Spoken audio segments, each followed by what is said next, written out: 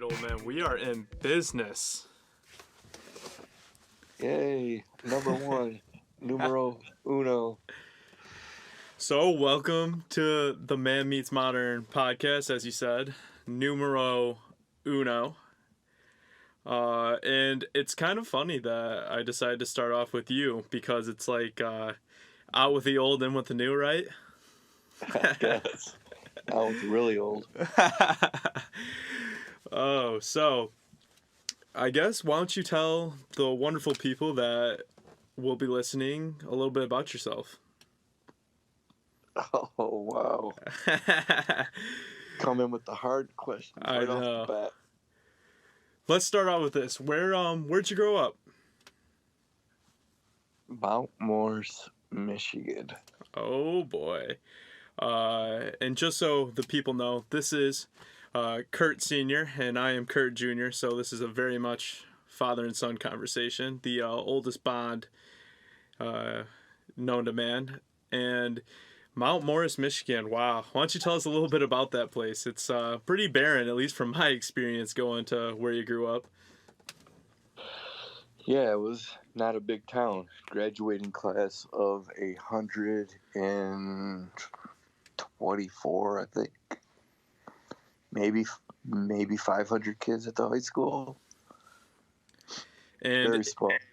If I remember correctly, you didn't know if you were going to be part of that graduating class, correct? Oh, we're going to be bringing stuff up like that. I'm supposed to be the smart one here. Yeah, I mean, shit happens.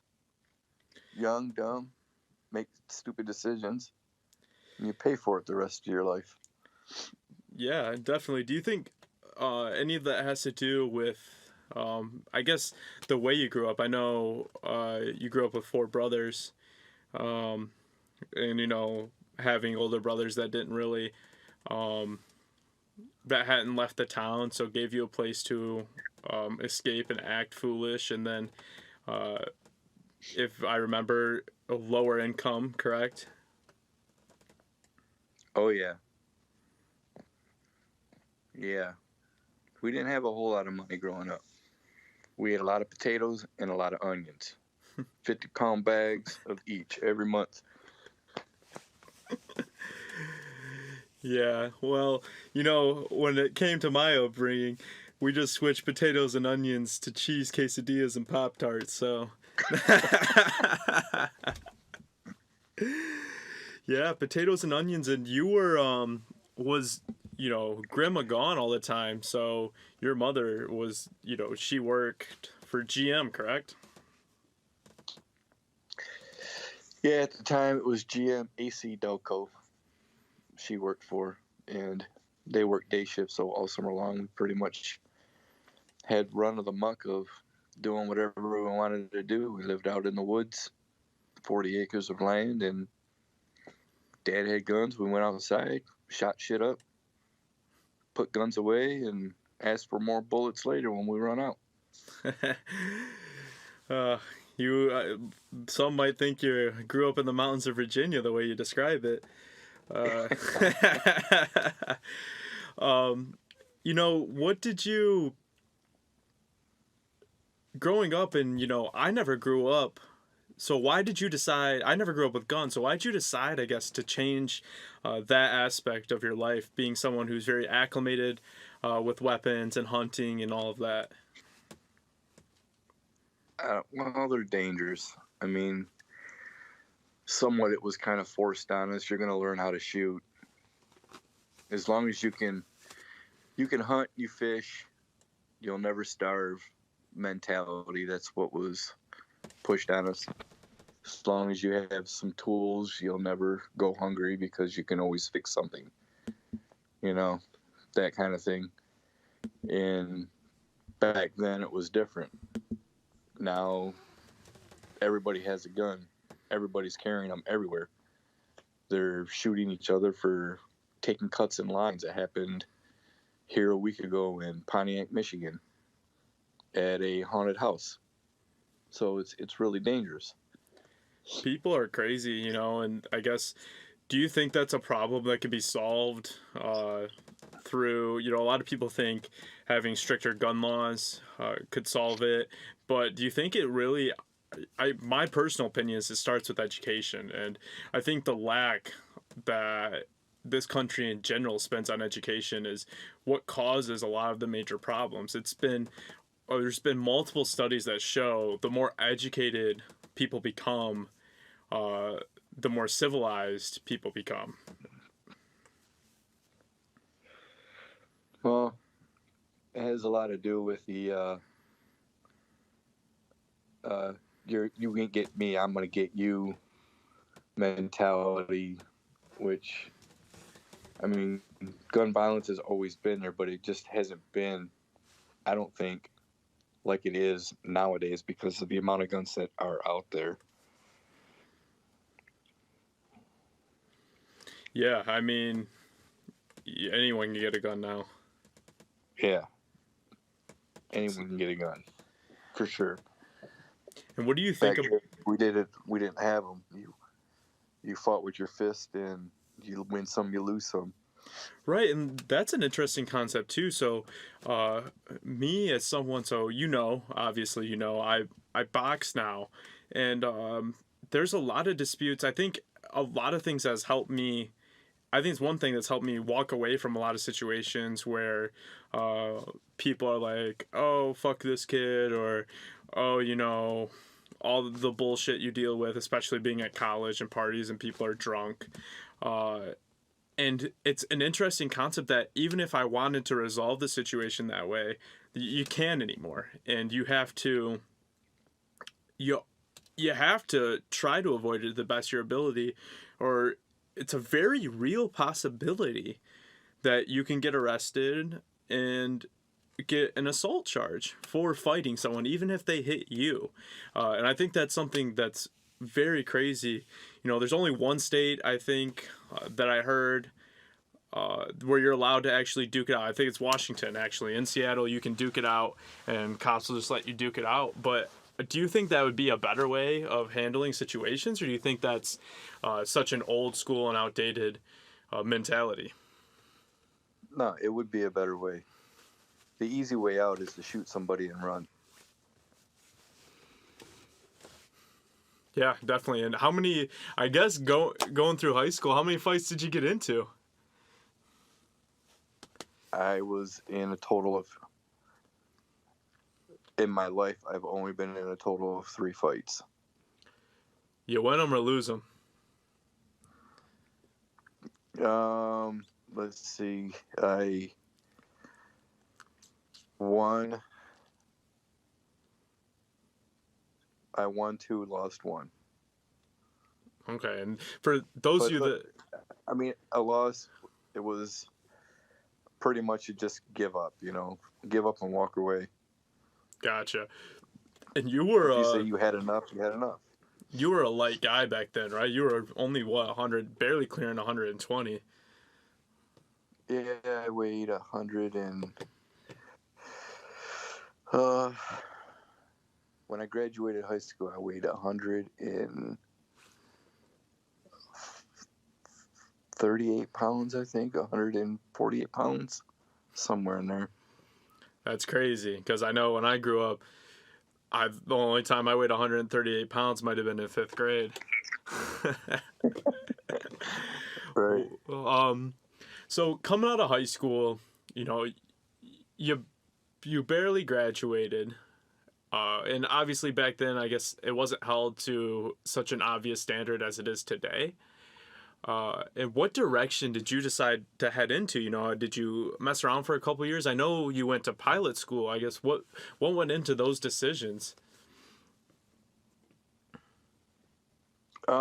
Yeah, so I graduated high school and decided I was just going to party for a year and live it up, and then during that year figure out what I wanted to do, and decided I wanted to fly planes. So I ended up in Oklahoma flying planes, and it was very expensive. So basically ran out of money because you're not paying like now you guys pay for what, a credit hour, $300 or $400 per credit hour, but it lasts over a period of 12 weeks. Where I was paying $60 per 60 minutes of flight time in the air. So the money went through money really fast, and ran out of money and needed to come home and find a job and start a new life, I guess. Flying school came to an end. Ran out of money. You told me you were drinking Strohs, which is what, the equivalent of natural light today? Yes. maybe even Kirkland beer, 50 cents a beer. Yeah. There was a different beer. I think it was called Keystone. Oh, the Stones were popular in Western Michigan University. I can So tell you you know that. how cheap they are, right? Oh yeah, $7 for 15 of them is what we get them for now. Yeah, I think we were getting them for less than that. I would hope so. Hope you weren't paying that. But a premium beer back then, you get $7 for it. We mostly bought Strohs because you can get 30 packs for like $8 or $9.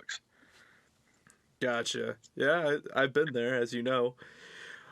And so you came back from flying, and so you no flight. Obviously, you were hours away from having your pilot's license and being able to fly, and you came back. And what'd you do when you got back? I mean, that's an interesting guided journey, and I know this perception's always different for me, right? Because I try to relate to if I did that, but in reality, in today's world, if someone like me was to have done that, I don't know if you would survive the way how much stuff cost. And so, really, how did you, I guess, deal with that coming back? And was it easier? Did you find it, I guess, if you compared it to today, did you find it easier to come back and just have an okay job as, not maybe not even an okay job, maybe a remedial job, in a sense where you're making minimum wage and still survive okay? Yeah, well, minimum wage back then was $3.50 an hour. So imagine that to now. It's well, yeah, I came back and I just moved back in at home and got a shitty part-time job and continued to party some more. Now, when did you work? You worked at the car wash that's on Semi Pro, the movie, right? Yeah, I did. It's in one of those scenes. Is that the job that you had at this moment, or was that a little bit later? I ran through a whole series of different jobs, doing different stuff, trimming Christmas trees, bagging groceries, working in hotels, you name it. Pretty much done it all. Concrete. Oh, the construction days. Yeah. Learn a trade because that's what's going to get you through life. Yeah, but that kind of work is hard as fuck. Yeah, and there's a lot of people that still believe that. If I'm not mistaken, and I don't want to bottleneck anybody, but there's a lot of people that argue against eradicating student loan debt because you can just get a trade job and work that and it makes good money. Yeah, I mean that was the big thing, right? Get into General Motors and get into their apprenticeship program and try to get into any kind of an apprenticeship program, being a plumber or an electrician or that kind of stuff. And it was I don't know if it was easier or what back then, but I think it was more of a who you knew. Okay. And I hate to say that, but I don't know. It helps. It helps to know somebody to open that door for you, but you have to be able to take the opportunity face or head on and make every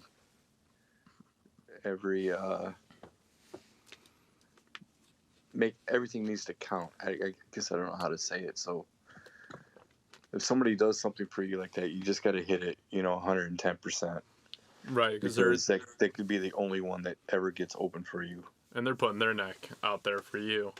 Right. And at what point, so you don't have a college degree, which isn't a problem. And at what point do you think, it was, I feel like back then the mentality was very much, just get a good job that pays well so you can support a family. I mean, you and mom had, my sister at 22, 23 years old. So fairly young. I'm 22 now. And I tell you what, if I had a kid, I might hang up, if someone told me I had a kid, I might hang up the phone. And that's crazy. That's crazy. But now I guess if you could have a re-go at it now, at what point do you think it's important to tell yourself, well, I shouldn't just settle for a good paying job and I should go for what I want to do? Because you spend majority of your time at work, right? Yep. For sure. Yeah, that's something you have to, your mom and I try to keep you and your sister always thinking all through your high school years, what do you want to be? What do you want to do? And it wasn't a thought that, it wasn't just something that we never brought up. It was something that we always brought up. That way to keep your mind on track and keep you goal oriented and stuff like that. I mean, you never forgot about it. It was, your mom has a degree. She's got a master's degree. I don't have a degree. And it's taken me, twice as long. I'll compare myself to your sister. She has a degree, a bachelor's degree. She gets a job. Her second year after working in her job, she's already making more money than me. And I've been in the same job for nearly 20 years. But that piece of paper makes a big difference to some people. But there are other people out there that think that a tribal knowledge and, just having a skill set and being able to understand, in my particular instance, I can look at a drawing, I can see how something's supposed to go together, I can figure it out, I can do that. There's a lot of people that are book smart that can't do that. Yeah, and what sucks to me about the degree world now, like you just said, I think there's a lot of valuable skills out there that people have, and a degree is taken it's become a benchmark, and that's what really frustrates me, because it's no longer an ideology of just becoming, the whole point, at least for me, the whole point of college is to get you to think differently and think more productively, and and really be able to come to formulate, do and come to solutions, right? And that's the whole college journey. Because I'm gonna let you know right now, there fucking 70% of the classes I took in college, I don't use one little ounce of it today, right? It's just to get you thinking differently, and I think a lot of places miss that. And like that, now that it's become a benchmark. Some people have that before going into college, and now that's become a benchmark, people don't even get looked at anymore without a degree, which is insane. And then they're not going to have, and student loan debt's still going to be, I'm $130,000 in debt right now, because I had to go get educated if I wanted any chance at having, at minimum, middle class lifestyle, right? Right. Or work at where you were working, after your senior year in high school? Digging holes for $20 an hour. Yeah, and hope to max out at 30. And as a 19-year-old who was making $20 an hour, there was a moment in me that when I went to that following year, my sophomore year at college, because I did that after my freshman year of college. So that sophomore year of college, when I started that internship, it was making absolutely dog shit money. That was like, digging holes doesn't seem too bad. Pays good.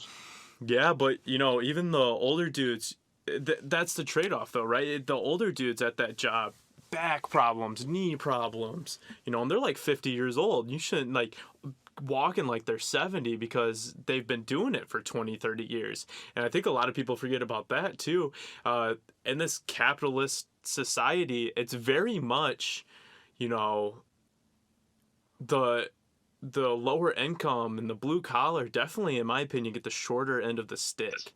And people can say it's difficult being rich, and there are difficulties coming with come with good money.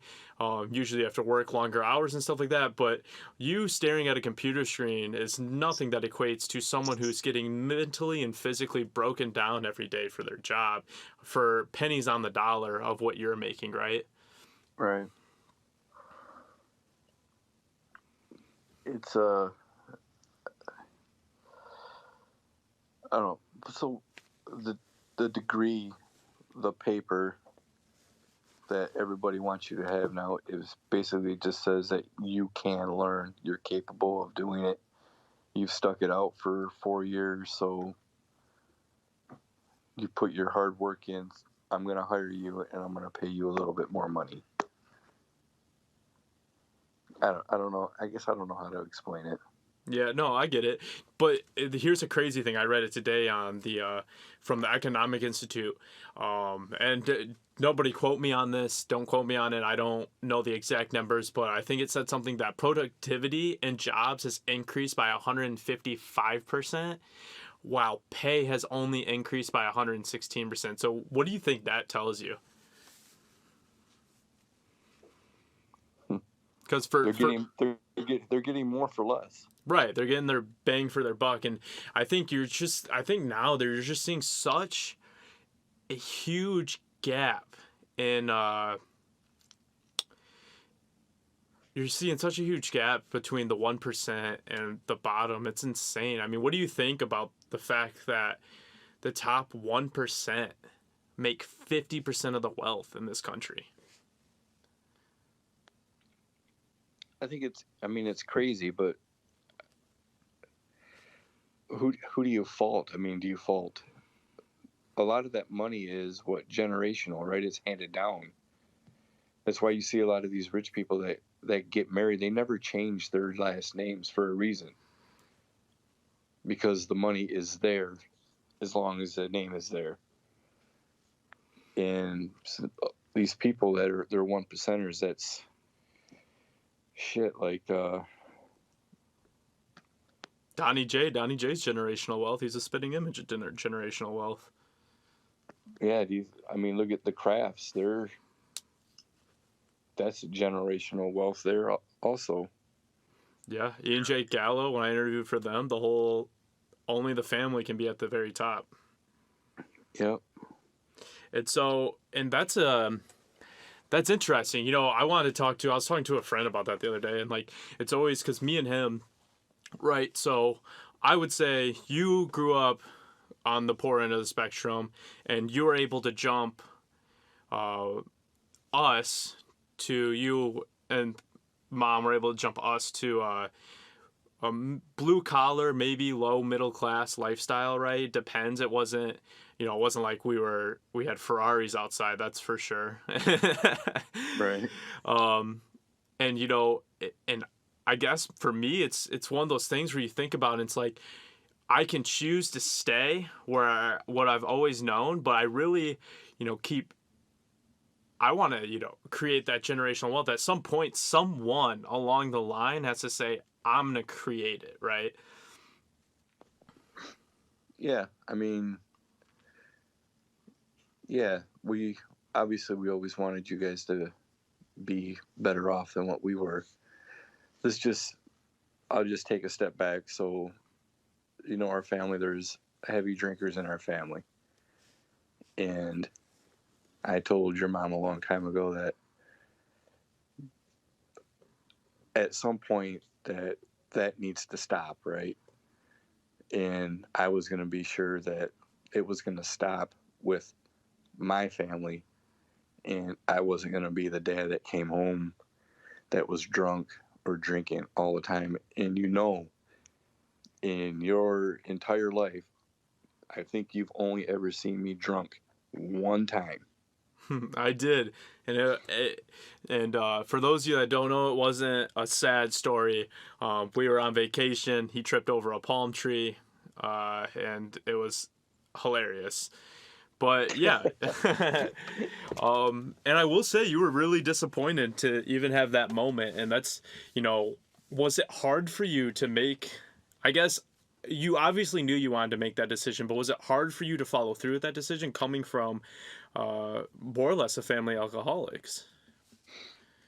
No, I think you have to want it. I mean, it wasn't. I grew up with it, and it wasn't anything that I wanted you kids to see. I mean, it wasn't easy. Like I said, I've always said I learned to start driving a car when I was 12 years old because I was driving my dad home from the bar, who was passed out next to me, and that's it. I mean, I drove. We were taking the car out on the road when we were 15, and nobody said anything back then, but it's different now. But yeah, it wasn't anything I wanted you kids to grow up in witness, because I didn't want that. uh I didn't want it to keep continuing, you know what I mean, to be passed down. This is what we do. We're these people. We like to party. We like to get drunk constantly. That's just not. It's not anything that I wanted you kids to see. So yeah, I did take it really hard when you did see me for the one and only time when I was polluted. But yeah, I was sad. I was sad that that happened. Yeah, and I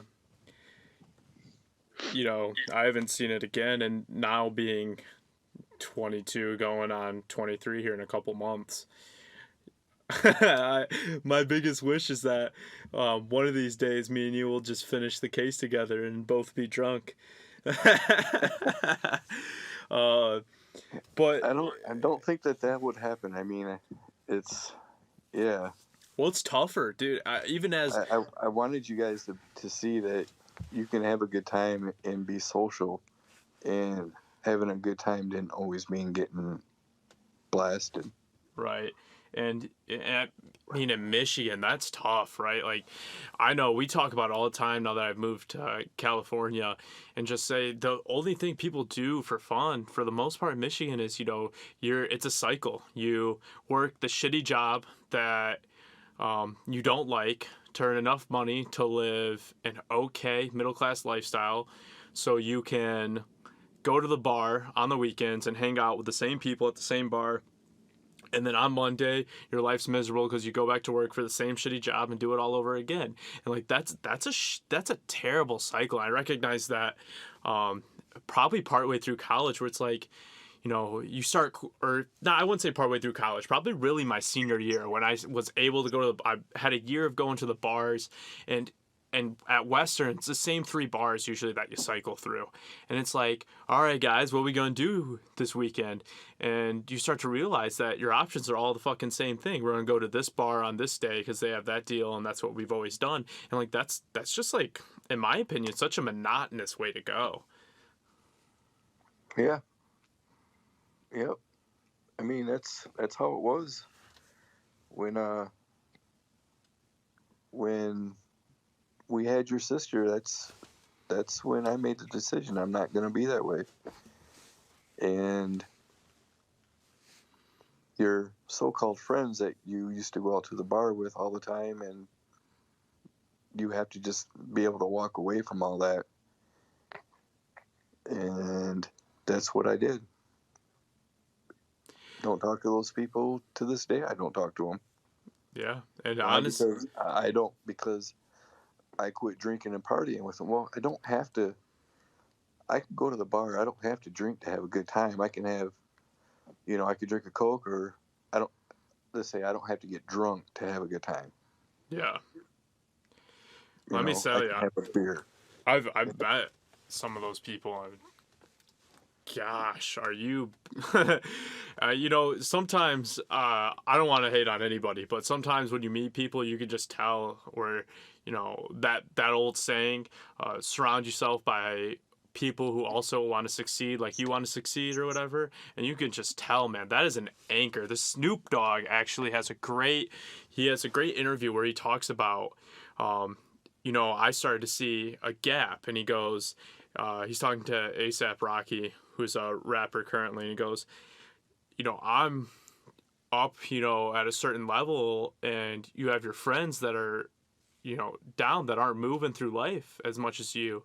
And the only, they want you to keep hanging out. If you want to keep hanging out and doing the same bullshit with them, you have to drop back down to that level. So you're really doing yourself no favors by doing that. You're forcing yourself to gain less out of life by hanging out with people that don't want to gain more. And he goes, at a certain point, you just got to tell yourself to gain more, so that, and hope that if they come and gain more with you, and if they're gaining more with you, you guys are having, it's fun, right? It's fun. You have a great relationship, you have a great friendship. But if they're not, at some point in time, people can no longer sit at the dinner table with you.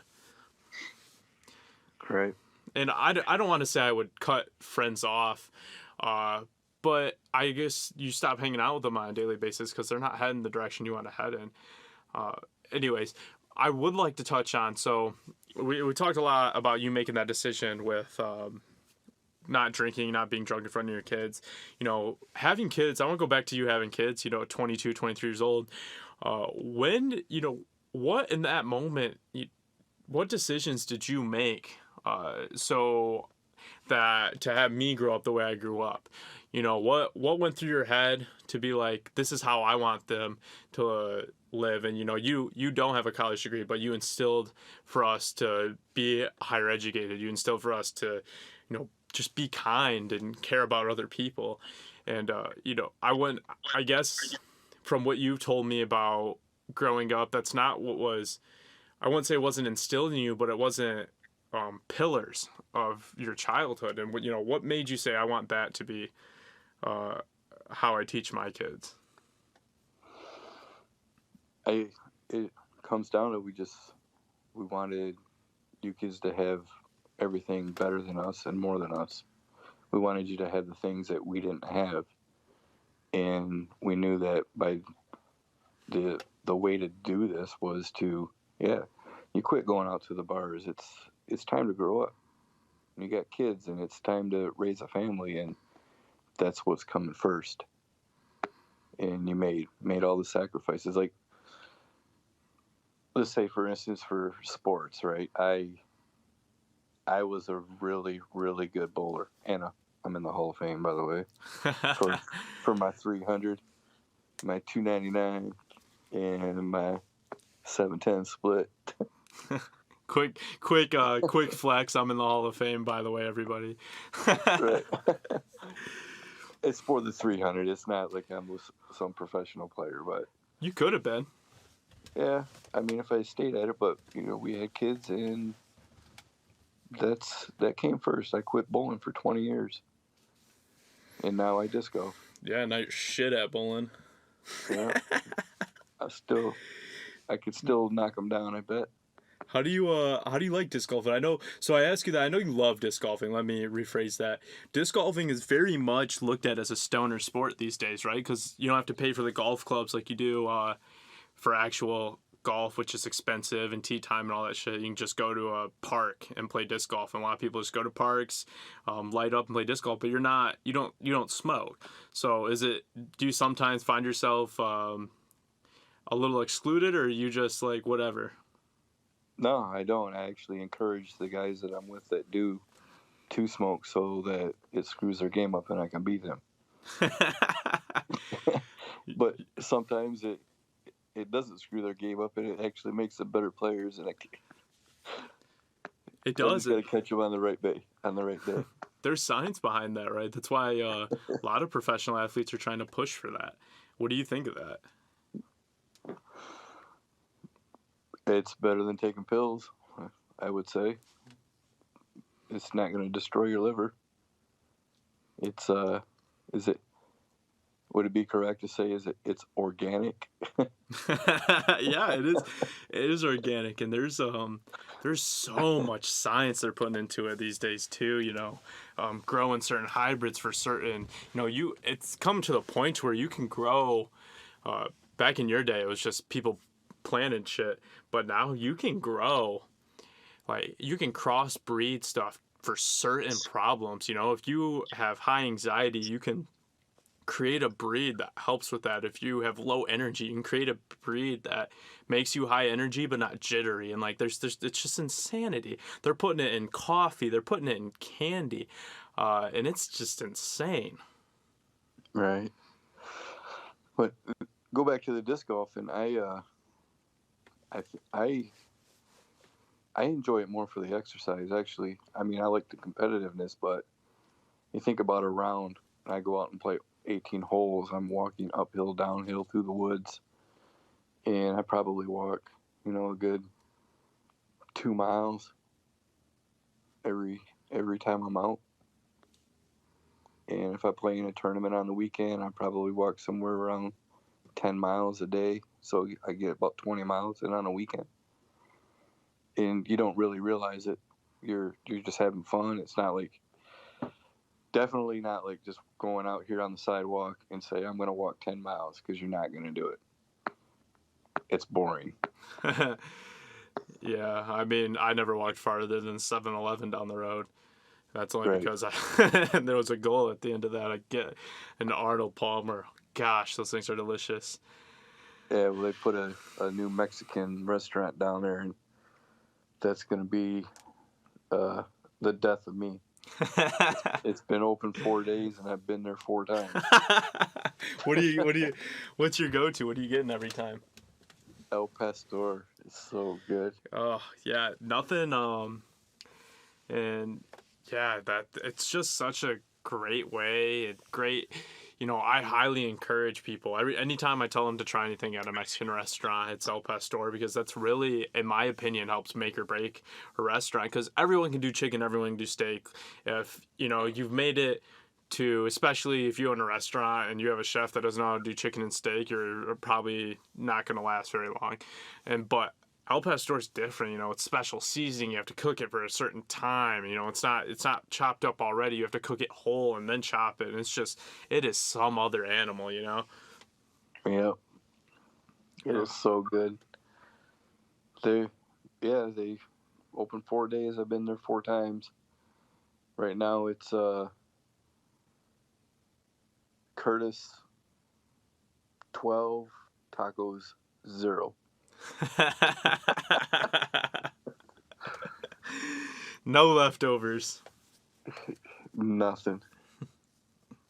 Oh yeah, I did throw a burrito in there one of those days. Gosh, you're making me hungry. I just started.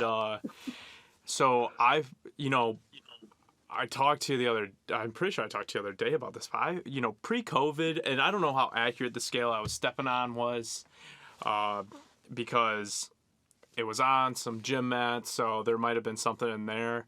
But I would assume that I weighed anywhere from 205 to 212, around in that weight range. I was looking lean, was boxing, was lifting, and COVID happened, and now I have my Fit Track scale, which is, measures like 17 different things in my body, and on a hard floor, way more accurate. And I've fucking weighed in the other, like last week at 228.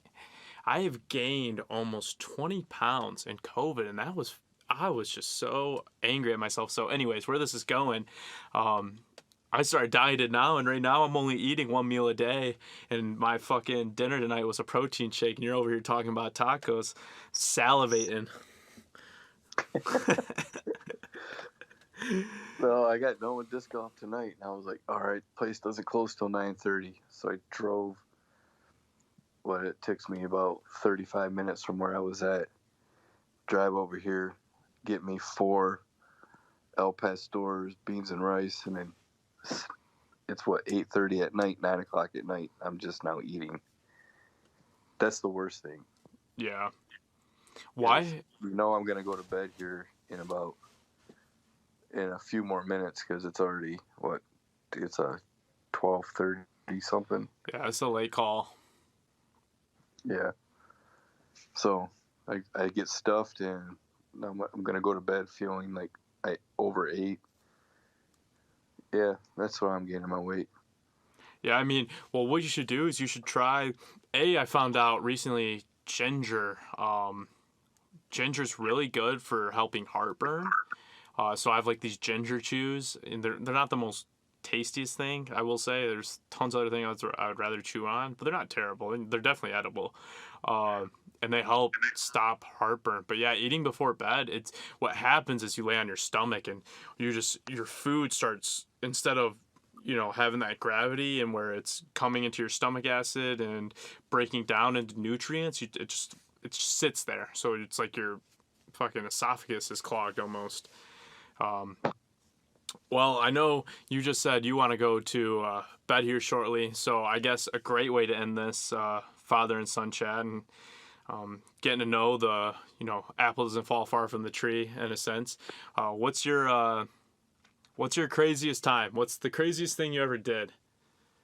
Oh god. Oh shit.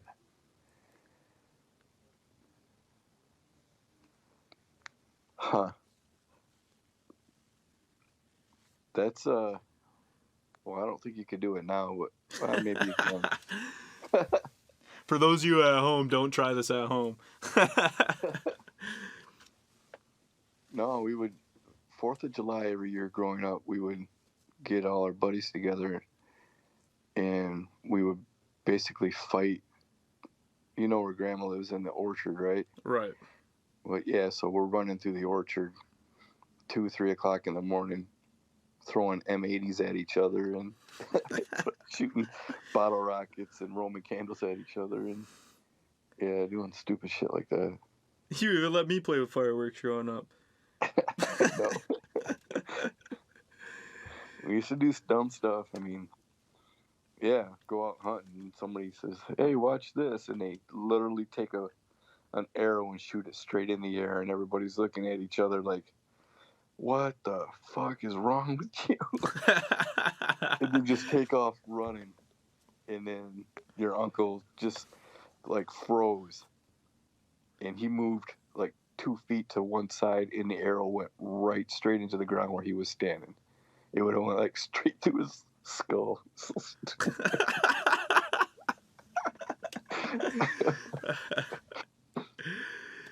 You know what they say, yeah. Boys will, the old saying, boys will be boys. And I know a lot of people talk about, if you ever want to see something crazy, just watch a group of teenage boys for a day and just fucking watch them act like complete idiots. Yeah. Yeah. Yeah, we did some dumb stuff, for sure. Well, we had fun. I mean, we look at it now and laugh, but some of it could have really hurt ourselves. Yeah, but you'll never forget it. See, you still remember it, and you're... Oh, I swear you're almost to dementia age, right? I just got the AARP card. I didn't get that, though. Well, thank you for joining me here for the first podcast, and I appreciate it.